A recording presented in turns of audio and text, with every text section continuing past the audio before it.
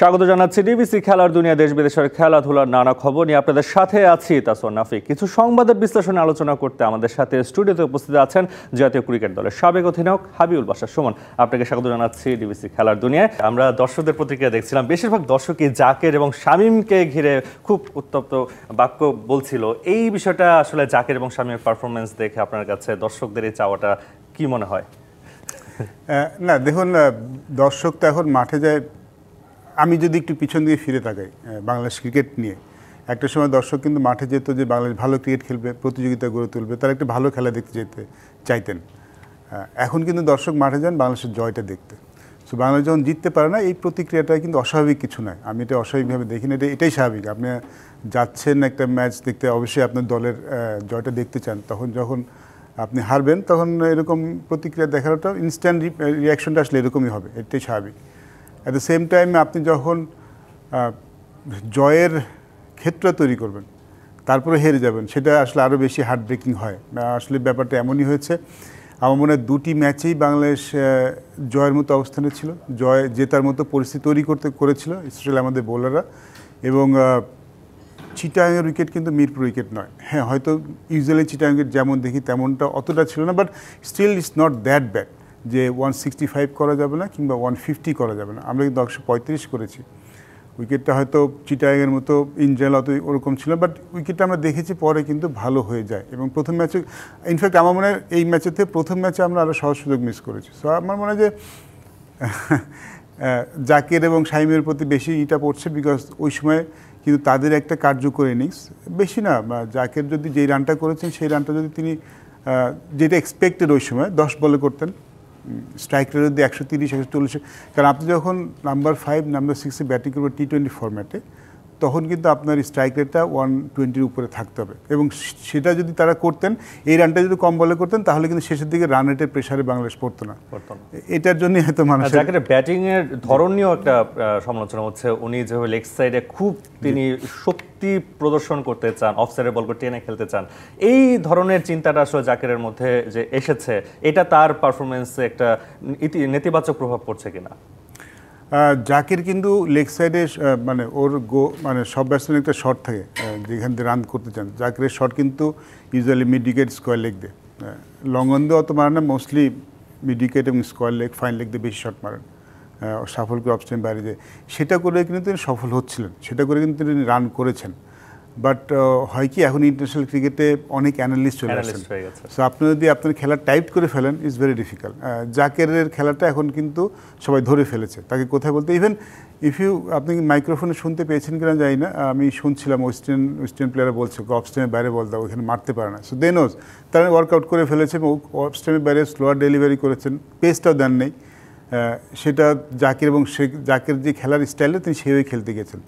জাকের যদি রান করতে হয় তাকে মানে তার খেলার এই টাইপ খেলাটা চেঞ্জ করতে হবে। স্টাইল যখন অফ স্টাম্পের বাইরে বল অফ স্টাম্প দিয়েই মারতে হবে। এখন দেখেন ইন জেনারেল এখন T20 ক্রিকেটে যারা রান করে তারা কিন্তু সবাই আমরা যেটা ক্রিকেটের ভাষায় ভি বলে থাকি, long of long, extra cover এদিক দিয়েই মারে। কিন্তু এখন কিন্তু দেখবেন না ক্রস ব্যাটের শট খুব, শর্ট বল ঠিক আছে, বাট সামনের বল কিন্তু সবাই সামনে সোজা এই ভিতেই মারতে চায়। তো জাকের যদি তার খেলাটা চেঞ্জ না করে, it will be very difficult for him, কারণ এখন সবাই জানে জাকেরকে কোথায় বল করতে হবে, কী টাইপের বল করতে হবে সবাই জানে। এবং তিনি কিন্তু এই ধরনের, এবং তিনি নিজের ব্যাটিংটা চেঞ্জ করার চেষ্টা করছেন না। He struggle in last series against Afghanistan, Asia কাপে স্ট্রাগল করেছেন, এখানেও স্ট্রাগল করছেন। সো এভাবে যদি ব্যাটিং করতে পারে, I am sorry to say তার জন্য রান করাটা ডিফিকাল্ট। এই মুহূর্তে তাকে বিশ্রামে দেওয়াটা কি আসলে উপযুক্ত সময় কিনা, একটু রেস্টে রেখে তাকে সেই প্রিপারেশনটা নেওয়ার জন্য দলের বাইরে রেখে? জাকেরকে বিশ্রামের থেকে Zaker has to think, Zaker থেকে আসতে হবে যে আমার খেলাটা চেঞ্জ করতে হবে। আমি যদি একদিকে রান করবো, এদিকেই মারবো, যেটা আমার ওই শটটা তাকে মারতে হবে না তেমন না, তাকে অফসাইডের শট খেলার অভ্যাসটাও করতে হবে। সো সেক্ষেত্রে ডেফিনেটলি আমার মনে হয় যে এরপরে যেই খেলাগুলি হবে সেখানে চেষ্টা করে ইন্টারন্যাশনাল ক্রিকেটে নিয়ে আসলে ভালো হয়, because he is bin workout. তাকে আসলে সবাই পড়ে ফেলেছে, তাই কোথায় বল করতে হবে সবাই জেনে ফেলেছে। ওয়েস্ট ইন্ডিজ আমরা দেখেছি নেপালের বিপক্ষে তারা সিরিজ হেরেছে, যেটা আইসিসি পূর্ণ সদস্য না। বাংলাদেশের মাটিতে বাংলাদেশকে হারানো, এটা কি ওয়েস্ট ইন্ডিজের ক্রেডিটের কারণে ওয়েস্ট ইন্ডিজ জিতেছে নাকি বাংলাদেশের পারফরমেন্সের দুর্বলতার কারণে বাংলাদেশ হেরেছে? দেখুন, আমরা যদি বাংলাদেশের পক্ষে একটু কথা বলতে চাই, আমরা কিন্তু লাস্ট 4টা সিরিজ টি-20 সিরিজ জিতেছি, উইচ ইজ ভেরি গুড। দেশের বাইরে, নট যে শুধু দেশের মাটিতেই জিতেছি এমন কিন্তু নয়, দেশের বাইরেও কিন্তু আমরা জিতেছি। আফগানিস্তান কিন্তু টি-20 টপ সিরিজ, তাদের কিন্তু 3-0 হারিয়েছে। সো একটা সিরিজ আপনি খারাপ খেলতেই পারেন। আমার মনে হয় যে ওয়েস্ট ইন্ডিজ যদিও নেপালের কাছে হেরেছিল, বাট ওয়েস্ট ইন্ডিজ টিমটা কিন্তু সবসময় টি-20 ফরম্যাটে খুব ভালো দল, তারা ফ্র্যাঞ্চাইজি ক্রিকেট অনেক বেশি খেলে। আমার কাছে নেপালের সাথে যে সিরিজটা খেলছে এটা একটা অ্যাক্সিডেন্ট মনে হচ্ছে, বাট এই সিরিজে ডেফিনেটলি আমরা মনে হয় প্রতিপক্ষকে তারা যতটা না ভালো খেলেছেন আমরা ততটা মনে হয় ভালো খেলতে পারি, because I think or better side. আমরা যেই ব্যাটিং করেছি এর থেকে ভালো ব্যাটিং করা উচিত ছিল আমাদের। 150 রানের টার্গেট ছিল, সেটা অবশ্যই বাংলাদেশে এরকম উইকেটে করা যৌক্তিকতা এবং সেটা করা উচিত ছিল বলে মনে করছে অনেকে। আপনি নিশ্চয়ই সেই পক্ষেই থাকবেন। 150 রানটা টপকানো বাংলাদেশের সামর্থ্যে রয়েছে ব্যাটারদের। তবে এই দলটাকে নিয়ে সামনে টি-20 বিশ্বকাপ কতটুকু প্রত্যাশা করতে পারে, নাকি পরিবর্তন আনাটা জরুরি? আমাদের হাতে খুব বেশি সময় নেই টি-20 বিশ্বকাপের আগে, আই থিঙ্ক 3 মাস কি 4 মাস সময় আছে। সো এখন আবার নতুন কাউকে নিয়ে এসে সেট করাটা কতখানি যুক্তিযুক্ত হবে সেটা একটা ব্যাপার আছে, বাট যদি আনতে হয় এখনই আনতে হবে, মানে একদম not prior two world cup, world কাপের একদম আগে দিয়ে নয়, কিংবা ওয়ার্ল্ড কাপে যেয়ে নয়। যদি কাউকে পরিবর্তন করতে হয় আমরা উই শুড স্টার্ট, মানে তাকে সুযোগ দেওয়াটা যেন আমরা এখনই শুরু করি। সেটার ক্ষেত্রে কি আমাদের আসলে পাইপলাইনে সেই ধরনের ক্রিকেটার আছে যারা এসে এখন পারফর্ম করে ওয়ার্ল্ড কাপে ভালো করতে পারবে, সেটাও তো আমাদের চিন্তার বিষয় রয়েছে কিনা? দুটো জিনিস আছে, একটা হলো আপনার পাইপলাইনে আপনি ভাববেন যে আপনার পাইপলাইনের প্লেয়ার নেই, সো যারা আছে তাদেরকেই আপনি চেষ্টা করবেন, তাদেরকেই আরও ভালো কীভাবে করা যায় সেটা চেষ্টা করবেন। আর একটা জিনিস আছে, আপনি কাউকে সুযোগ দিয়ে দেখতে পারেন যে পাইপলাইনে প্লেয়ার কিন্তু তৈরি হয়ে যায়, সুযোগ না দিলে কিন্তু আসলে পাইপলাইন তৈরি হয় না। আপনি যখন কাউকে প্ল্যান করবেন, কাউকে নিয়ে কোনো জায়গায় প্ল্যান করবেন, কোন ধরনের ক্রিকেট খেলবেন, সেই ক্রিকেটটা কোন খেলোয়াড়ের সাথে যায়, এমন কিছু প্লেয়ার সিলেক্ট করে তাদেরকে সুযোগ দিয়ে তৈরি করতে পারবেন। বাইরে বসে আসলে পাইপলাইন তৈরি করা যায় না, but we have to decide আমরা কী করবো, যে আমরা নতুন কাউকে নিয়ে এখন থেকে ট্রাই করব, নাকি যারা এক্সিস্টিং আছে তাদের উপরে ভরসা করে আগাবো। এই ডিসিশনটা কিন্তু আমাদের এখনই নিতে হবে, আমাদের সময় খুব বেশি নেই হাতে। আমাদের একটা জিনিস ক্লিয়ার হওয়া দরকার, যারা ক্রিকেট ভক্ত আছে, যে বাংলাদেশ টিমের একটা অভিযোগ আছে, সিন্ডিকেট একটা অভিযোগ আছে, যে নির্বাচক সিন্ডিকেট করে দল করে, এই বিষয়টাগুলো যেমন জাকের, শামীম, হৃদয় বারবার সুযোগ দেওয়া হচ্ছে, এই বিষয়টা কি আসলে সত্যতা আছে কিনা? এটা আমার আসলে মনে হয় না, কারণ দেখুন দিন শেষে সবাই কিন্তু স্টেক হোল্ডার, এবং কেউ কিন্তু চান না যে দল খারাপ করলে কিন্তু কারোর জন্যই ভালো হয় না, কারণ দলের সাথে যারা কাজ করেন তারা কিন্তু সবাই চান দলটা যেন ভালো করে। পার্সোনাল লাইকিং ডিসলাইকিং সবসময় থাকে, এটা খুব মানে সময় সব কোচের ক্ষেত্রেই থাকে, নির্বাচকদের ক্ষেত্রে মাঝে মাঝে থাকে। সো ইটস নট সামথিং যেটা আগে কখনো হয়নি কিংবা হবে না, এটা থাকে। বাট দিন শেষে কিন্তু সবাই চান যে টিমটা ভালো খেলুক, টিমটা ভালো না খেলে সবচেয়ে সমালোচনা টিমেরই হয়। তো আমার মনে হয় না কেউ চান যে তার পছন্দের খেলার খেলুক বা টিম হারুক, যদি কিছু আসবে যাবে না, এরকম চিন্তাভাবনা মনে হয় না দলের সাথে যারা থাকেন তারা করেন। বাংলাদেশের লিটন দাস বা যাদের ব্যাটারদের আছেন তাদের কি একটু সমালোচনার জায়গা এখন রয়েছে কিনা? বা তা আমরা যেটা দেখেছি মিরপুর উইকেটে বাংলাদেশ জিতেছে, সেখানে উইকেট নিয়ে অনেক কথা হয়েছে, রহস্যের উইকেট বলা হচ্ছে, রহস্যময় উইকেট। চিটাগাংয়ের উইকেটটা কিছুটা আমরা দেখেছি ফ্ল্যাট উইকেট হয়ে থাকে, বরাবর রান হয়ে থাকে। আমরা কি আসলে একটু রহস্যময় উইকেটে খেলতে স্বাচ্ছন্দ্য বোধ করি কিনা, যেটা ফ্ল্যাট উইকেটে একটু সেই তার পারফরমেন্সটা থাকে না, এমন হয় কিনা? আমরা যখন ওয়ার্ল্ড ক্রিকেটে খেলতে যাব, মানে ওয়ার্ল্ড স্টেজে খেলতে যাব, ওয়ার্ল্ড স্টেজ বলতে আছি ওয়ার্ল্ড কাপ স্টেজে, তখন কিন্তু আমরা ভালো উইকেটে খেলতে হবে আমাদের। তখন তো আসলে ওই আমাদের মন মতো করে উইকেট তো আমরা বানাতে পারবো না। আমার মনে হয় ব্যাটসম্যানদের শুধু মানসিকতা না, আমাদের স্কিলটারও কিছুটা ঘাটতি আছে আমি ফিল করি। কারণ ভালো উইকেটে আমরা চিটাগাংয়ে এই উইকেট কিন্তু 135 উইকেট নয়, কিংবা এই উইকেটটা কিন্তু এমন না যে 165 আমরা চেস করতে পারবো না, এমন আমার মনে হয় না। ইনফ্যাক্ট আমরা কিন্তু সিরিজ জিতেছি, অবশ্যই খুব ভালো খেলেছে, বাট আপনি যদি দেখেন এটার যদি আপনি ক্রেডিট দিতে চান, আপনি বোলারদের ক্রেডিট দিতে হবে।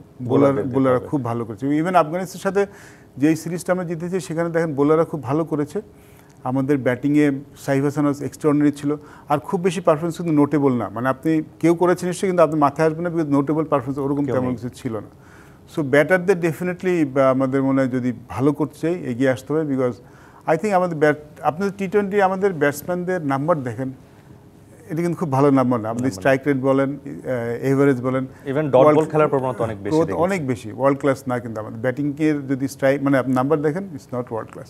আমরা সালাউদ্দিনকে নিয়ে ব্যাটিং স্কিল নিয়ে বলছিলাম, সালাউদ্দিন এখন ব্যাটিংটা দেখছে বাংলাদেশ টিমের, সেই জায়গায় আশরাফুলের কথাও আসছে যে তাকেও আসলে যুক্ত করা হতে পারে কিনা। আপনিও বোর্ডে রয়েছেন, আশরাফুলের যুক্ত করার বিষয়টা এবং সালাউদ্দিনকে কিছুটা একটু হলেও বিরতি দেওয়া কিংবা একটু সেই জায়গা থেকে একটু সরিয়ে নেওয়াটা কি আসলে এখন সময় এসেছে কিনা? একজন নতুন কোচের নাম শুনছি আমি, দেখলাম ব্র্যাড হজ, সম্ভবত তিনি জয়েন করতে পারেন। অনেক এক্সপিরিয়েন্স খেলার এবং তাদের মেন্টালিটি অনেক ডিফারেন্ট থাকে। তিনি কবে জয়েন করবেন আমি জানি না, বাট দেখুন আমাদের দেশে যে কয়েকজন ভালো কোচ আছেন তাদের মধ্যে সালাউদ্দিন একজন, এবং মোহাম্মদ আশরাফুলের প্লেয়িং এক্সপিরিয়েন্স অনেক বেশি। তিনিও কোচিং শুরু করেছেন, জাস্ট শুরু করেছেন। আমি শিওর যে তিনি খুব শিগগিরই আমাদের সাথে যুক্ত হয়ে যাবেন, কারণ আমাদের তো শুধু ন্যাশনাল টিমই নয়। দেখুন আমরা সবাই ন্যাশনাল টিমের কোচিং নিয়ে খুব চিন্তাভাবনা করি, ন্যাশনাল টিমের কোচদের অনেক আলাপ করি, কিন্তু আমি ব্যক্তিগতভাবে মনে করি আমাদের কোচিং দরকার এজ লেভেলে ভালো coaches, good coaches, under 17, under 19, even under 15। এখানে আমাদের যারা খুব ভালো কোচ তাদেরকে দরকার, বিকজ কোচিংটা কিন্তু এখানে হয়। আপনি যখন ন্যাশনাল টিমে চলে যাবেন, আপনার খেলার কিন্তু একটা প্যাটার্ন দাঁড়িয়ে গেছে, আপনার স্টাইল দাঁড়িয়ে গেছে, তখন কিন্তু আপনি জাস্ট খেলাটা কী আরও ইমপ্রুভ করা যায়, অথবা মাইনর মিস্টেকগুলি মাইনর চেঞ্জ করতে পারেন, বড় চেঞ্জ কিন্তু করতে পারবেন না।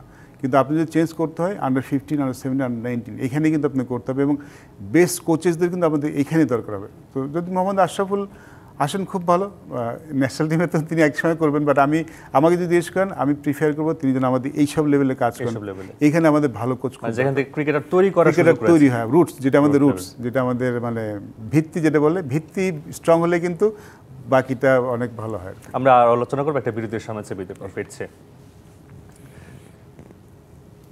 দেখছেন ডিবিসি খেলাধুলা, নিচ্ছে একটা বিরতির সাথেই থাকুন। দর্শক, আমাদের সাথে স্টুডিওতে উপস্থিত আছেন জাতীয় ক্রিকেট দলের সাবেক অধিনায়ক হাবিবুল বাশার সুমন। আপনারা কথা বলছিলাম ক্রিকেটারদের নিয়ে, তবে একটা বিষয় একটু জানতে চাই, যেটা হচ্ছে কথা উঠেছে, পারফরমেন্স খারাপ করে এই ধরনের কথা উঠে যে বাংলাদেশ ক্রিকেটার যারা আছে, ক্রিকেটাররা নিজেদের প্রতি ইনভেস্টমেন্টটা খুব একটা করতে চায় না। যেমন ক্রিকেট বোর্ডে যে ফ্যাসিলিটি আছে সেটার উপর ডিপেন্ড করে, ক্রিকেট বোর্ডের প্র্যাকটিসের উপর ডিপেন্ড করে, কিন্তু আলাদা করে যে নিজে সময় দাও, নিজেকে ইনভেস্ট করা, জিম করা, মাঠ নিয়ে প্র্যাকটিস করা, সেই জায়গাটা কি আপনি দেখেন কিনা এখনকার বর্তমান সময় ক্রিকেটারদের মধ্যে? আগের তো ইমপ্রুভ করেছে ডেফিনেটলি। আমরা যখন খেলছি তখনকার থেকে এখনকার ক্রিকেটারদের এই ইচ্ছাটা মানে আগ্রহটা আগের থেকে বেড়েছে, বাট আমার মনে হয় আরও একটু বাড়া উচিত ডেফিনেটলি। এখন ক্রিকেট বোর্ডের যে ফ্যাসিলিটিটা তো পার্টিকুলার কিছু খেলারদের জন্য, যারা ন্যাশনাল লেভেলে খেলেন, ন্যাশনাল টিম, এ টিম, হাই পারফরমেন্স, তাদের জন্য। তার বাইরে তো অনেক ক্রিকেটার আছেন। আর এখন তো ক্রিকেট অনেক প্রফেশনালিজম চলে এসছে, এবং ফিনান্সিয়ালি আগের থেকে অনেক বেশি সলভেন্ট খেলার, আগের তো অনেক ভালো। আর একটা জিনিস আমি সবসময় পার্সোনালি ফিল করি যে আপনার যত সুযোগ সুবিধা হোক, আপনি ইন্ডিভিজুয়ালি কতখানি সেটা ইউজ করছেন, দ্যাট ইজ মোর ইম্পর্টেন্ট। আপনার ওয়ার্ল্ড ক্লাস ফ্যাসিলিটি থাকতে পারে, কিন্তু আপনি সেটাকে যদি ভালো মতোই ব্যবহার না করেন আপনার কোনো কাজে লাগবে না। অথবা আপনি যদি আমার ফ্যাসিলিটি নেই, আমার ফ্যাসিলিটি নেই, সেটা নিয়ে বসে থাকলাম, সেটা আপনার কাজে লাগবে না। আপনি যদি চান যে কোনো, এখন কিন্তু সেরকম পরিস্থিতি আছে তৈরি করা, আমাদের মাঠের স্বল্পতা আছে ডেফিনেটলি, ট্রেনিং ফ্যাসিলিটিস আমাদের মিরপুরের বাইরে খুব বেশি নেই, বাট স্টিল আপনি যদি চান জায়গা কিন্তু আছে। বাট আমি এখন দেখেছি খেলার অনেকেই যে প্রাইভেট যে একাডেমিগুলি আছেন সেখানে যে তারা অবসর টাইমে প্র্যাকটিস করেন, যারা করেন তারাই কিন্তু ভালো খেলেন। বাট এটা ইন জেনারেল সবাইকেই আসলে করা উচিত, কারণ ইট ইজ এ ইনভেস্টমেন্ট, একজন খেলার জন্য ইনভেস্টমেন্ট। সেটা যদি তিনি নিজেই না করেন, যদি আমরা তাকিয়ে থাকি যে আমাদের এটা নেই, আমাদের ওটা নেই, আগের থেকে তো অনেক বেড়েছে। আমরা যখন আগেকার ক্রিকেটাররা উঠে এসেছেন তাদের কিন্তু সুযোগ সুবিধা তেমন কিছুই ছিল না, তারা ওই সুযোগ সুবিধার মধ্যে কিন্তু উঠে এসেছেন। ইভেন আপনি যদি দেখেন সাকিব তামিমরা 2005-এ শুরু করেছে। If you look at the facilities 2005-এর আর এখনকার ফ্যাসিলিটি অনেক বেড়েছে, কিন্তু ওই ধরনের প্লেয়ার কিন্তু আপনি পাচ্ছেন না। সো ওরা কিন্তু ইউজ করেছে, যেই সুযোগটি পেয়েছিল, যে সুবিধাটা পেয়েছিল, তারা কিন্তু সুযোগ। ট্যালেন্টেরও তো মনে হয় একটা ঘাটতি আছে। সাকিব তামিমরা যেভাবে যে ট্যালেন্ট নিয়ে এসেছে, সেই ধরনের ট্যালেন্টের ক্রিকেটার কি এখন আপনারা দেখতে পারেন কিনা? টু বি অনেস্ট অতটা না, ওরকম এগুলো স্পেশাল ট্যালেন্ট, তাদের তো আসতে হয়, তাদের তো আসলে তৈরি করার থেকে তারা যদি থাকেন তখন তৈরি করা যায়। এটা তো আসলে কিছুটা god gifted, gifted talent. But still অনেক ট্যালেন্ট দেখি যারা নিজেদেরকে ওইভাবে তৈরি করেননি কিংবা করতে পারেনি, সেটারও ব্যাপার আছে। সেটার ব্যাপার আছে। আপনি ব্র্যাড হজের কথা বলছিলেন, তাকে নিয়ে আসার একটা পরিকল্পনা আছে ক্রিকেট বোর্ডের, তিনি হয়তোবা জয়েনও করবে কিছুদিনের মধ্যে। তাকে নিয়ে আসার কারণ তো ব্যাটিংয়ের আসলে ডেভেলপমেন্টের জন্য, সেই জায়গাটায় সালাউদ্দিনের কাজটা তখন আসলে কমে আসবে কিনা বা আসলে তার জায়গাটা কি থাকবে বলে মনে হচ্ছে? সেটা হয়তো বোর্ড ডিসাইড করবে। দেখুন, সালাউদ্দিন কোচিংয়ের নলেজ কিন্তু অনেক ভালো, হ্যাঁ, বা সবসময় যে কোচদের দোষ দিলে হবে না, আমরা কতখানি নিতে পারছি সেটার একটা ব্যাপার আছে। আমার আর মনে হয় যে আমাদের ক্রিকেটের ক্ষেত্রে তো শুধু ন্যাশনাল টিম না, আমাদের ক্রিকেট ক্ষেত্র তো অনেক বড় তাকে, এবং তিনি অ্যাজ এ কোচ হিসেবে কিন্তু নিজেকে অনেক ডেভেলপ করেছেন। তো ডেফিনেটলি হয়তো ন্যাশনাল টিমে লাগাবেন, কিংবা আরও অনেক জায়গা তো আছে যেখানে আমরা সালাউদ্দিনকে ব্যবহার করতে পারি। ব্র্যাড হজের আসার পরে আমরা আসলে কি কি ধরনের পরিবর্তন আপনি দেখতে চাইবেন? মানসিকতা, ডেফিনেটলি। আমি অস্ট্রেলিয়ান ক্রিকেটারদের যে মানসিকতা, আমরা কিলার ইনস্টিংক্ট বলে থাকি, তিনি যদি সেটা আমাদের মধ্যে নিয়ে আসেন তাহলে মনে হয় আমাদের জন্য অনেক কাজে লাগবে। ওদের মেন্টালি ওরা অনেক টাফ, আমাদের মনে এখানে একটু ঘাটতি আছে। আমাদের স্কিলে যতটাই থাক, টাফনেসটা, মেন্টাল টাফনেসটা সবার মধ্যে অতটা নেই। আমার অস্ট্রেলিয়ান ক্রিকেটারদের যে টাফনেসটা আছে সেটা দিয়ে তিনি নিয়ে আসতে পারেন, এটা আমাদের অনেক কাজে লাগবে। আমরা তো ব্যাটারদের নিয়ে অনেক সমালোচনা করবো, একটু ভালো কথা বলতে চাই। বোলারদের নিয়ে বাংলাদেশের বোলিং যে ইউনিটটা পারফরমেন্স করছে, তাসকিন আছে, মুস্তাফিজ আছে, সেটা অবশ্যই একটা প্রশংসার দাবি করে কিনা, বা বোলিংটা কি কি পরিবর্তন আপনার চোখে মনে করেছে?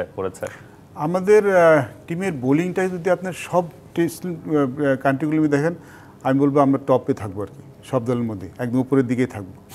কমপ্লিট বোলিং অ্যাটাক, আমাদের ফাস্ট বোলাররা সবাই এক একজন ইউনিক। তাসকিন এখন অনেক কন্ট্রোল, অনেক মানে জানেন কোথায় বল করতে হবে, ব্যাটসম্যান খুব ভালো রিড করতে পারেন। Mustafiz totally unique bowler. মানে তানজিদ সাকিবও বেশ ভালো অলরাউন্ডার হতে পারে ভবিষ্যতে, সুইং করাতে পারেন উইথ হাই পেস। আমাদের পিছনে আরও দুজন বোলার কিন্তু আছেন, শরীফুল, হাসান মাহমুদ, নাহিদ রানা, আমাদের পেস বোলিং ইউনিটটা অসাধারণ। রিশাদ আশায় আমাদের স্পিন বোলিংটা ভালো হয়ে গেছে, আমাদের স্পিনে বৈচিত্র্য ছিল না, রিশাদ আশায় সেটা আমাদের হয়ে গেছে। এবং আমাদের বোলাররা যে কোনো কন্ডিশনে ভালো করে। দেখুন কালকে কিন্তু ওয়েস্ট ইন্ডিজ 10 ওভারে আই থিঙ্ক 90+ রান ছিল এক উইকেটে। যে কোনো টিম 190, আমিও ভাবছিলাম আজকে 190 কিংবা 200 রানের খেলা দেখবো, সেখান থেকে কিন্তু আমরা ফিরে এসেছি। তার মানে আমাদের বোলাররা খুব ভালো বোলিং করেছে, এবং সেখানে উইকেটের যে খুব বেশি অবদান ছিল তা না, উই জাস্ট বোল্ড ওয়েল। এবং আমাদের আমি দেখছিলাম একটা স্ট্যাট দেখছিলাম, পাওয়ার প্লেতে টি20 ক্রিকেটে বাংলাদেশের রান দেওয়ার মানে ইকোনমি রেট সম্ভবত 1 কি 2 এর মধ্যে আছে। সো দ্যাট শোজ যে আমরা বোলাররা কত ভালো করছি। পেসারদের নিয়ে কিছু বলবেন কিনা? কারণ বাংলাদেশের যেমন মিরপুরে আমরা দেখেছি যে ধরনের উইকেট তৈরি করা হয়েছিল, একজন পেসার নিয়ে খেলেছে। বাংলাদেশের পেসার তৈরির জন্য বা পেসারদের নিজেদের ডেভেলপমেন্টের জন্য আমাদেরও উইকেটের ব্যাপারে একটু সতর্ক হওয়া উচিত কিনা, পেসারদের একটু সুবিধা দেওয়া দরকার কিনা? আমরা আসলে শুধু মিরপুর উইকেটটা দেখি। দেখুন, পেসার কিন্তু ইন্টারন্যাশনাল ক্রিকেটে তৈরি হয় না, পেসার কিন্তু তৈরি হয় ঘরোয়া ক্রিকেটে। ঘরোয়া ক্রিকেটে কিন্তু গত 4 বছর ধরে কিন্তু আমরা, আপনারা মিরপুর দেখেন ওইখানে 2 মিলি গ্রাস থাকে, ঘরোয়া ক্রিকেটে কিন্তু আমরা 6 মিলিমিটার গ্রাসে খেলি। লাস্ট 4 বছর ধরে তাই হচ্ছে, এবং এই জন্যই কিন্তু অনেক ফাস্ট বোলার উঠেও আসছে। লাস্ট 3-4 বছর দেখবেন অনেক ফাস্ট বোলার উঠে এসেছে, পাইপলাইন আরও ফাস্ট বোলার আছে, তো সেখানে কিন্তু কাজটা হচ্ছে। এবং মিরপুর উইকেটে ইউনিক উইকেট, মিরপুর উইকেট দিকে না থেকে আমরা সিলেট উইকেট দেখি, ইভেন চিটা উইকেটে কিন্তু ফাস্ট বোলারদের জন্য অনেক কিছু আছে। তো আমার মনে হয় না যে ফাস্ট বোলারদের দিকে নজর দেওয়া হচ্ছে না, ফাস্ট বোলার দিকে নজর দেওয়া হচ্ছে। মিরপুরে যখন খেলি ওটা কাস্টমাইজ উইকেট করে থাকি, সেখানে যে পেস বোলারদের জন্য উইকেট তৈরি করা যায় তা না। কিন্তু বাংলাদেশ যদি আপনি বাংলাদেশের খেলার প্যাটার্নে দেখেন, লাস্ট 2-3 বছর ধরে বাংলাদেশ কিন্তু 3টা সিম বোলার নিয়ে খেলছে। 2012-13 দেখেন, তখন কিন্তু বাংলাদেশ একটা ফাস্ট বোলার নিয়ে টেস্ট ম্যাচ খেলেছে। এখন তো সেটা বাংলাদেশ খেলে না, এখন 3টা, আমরা 4টাও দেখেছি 11 জন বাংলাদেশের মাটিতে। আপনাকে অসংখ্য ধন্যবাদ আজকে আমাদের এই টিভিতে খেলার দুনিয়া আসার জন্য। ধন্যবাদ আপনাকে।